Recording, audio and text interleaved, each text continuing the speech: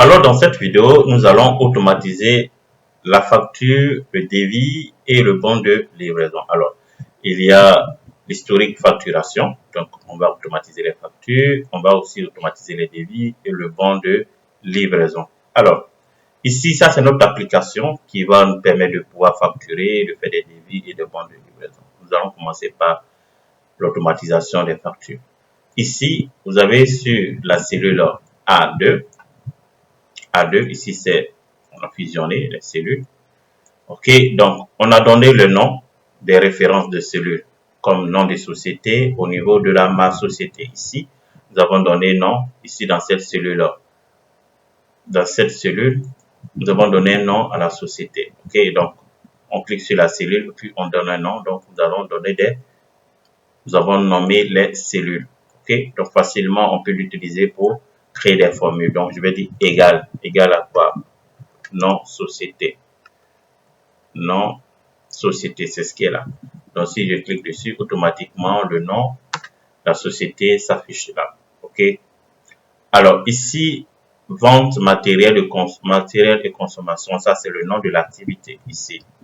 J'ai renommé ici, bon, un espace ici.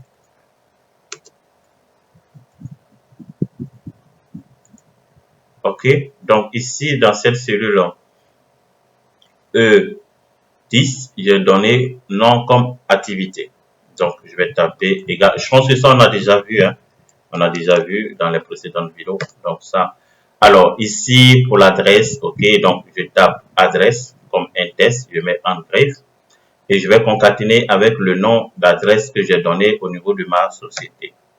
Pour le téléphone, ainsi aussi, j'ai donné un nom comme téléphone. Pour le numéro fiscal, je vais concaténer avec le numéro fiscal et le nom de la référence de celui fiscal.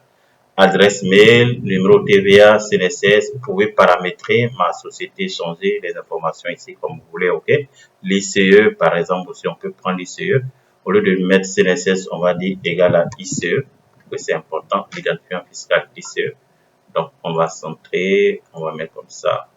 Donc, ici, avec ça, on ne peut pas savoir si c'est l'ICE ou pas. Donc, on va écrire ici. On va effacer, on va mettre en griffe le test ICE, on a saisi le test. Comme c'est une formule, on met en griffe. Ok, on va mettre 2 points. D'abord 2 points, on met en griffe. Et on va concaténer avec le nom l'ICE. Et voici là, on sait que ce numéro c'est l'ICE. Alors, je pense que c'est bon. La date du jour, ok, c'est aujourd'hui. Par exemple, la formule c'est égal à aujourd'hui. Ok, c'est bon. Alors, on va centrer, on va bien ajuster. Ici également, on va bien ajuster. Ok, c'est bon, super. Alors, alors ici, on va mettre l'échéance, le mode de paiement. Le mode de paiement, c'est une liste déroulante dans la configuration. On a les modes de paiement ici. Ok, le mode de paiement. Donc, on va aller dans application. On va cliquer ici, créer une liste déroulante. Liste F3 pour afficher la liste. Le mode de paiement. Voici le mode de paiement. On affiche et on déroule la liste, mode de paiement, ainsi de suite, chèque, autre, ok.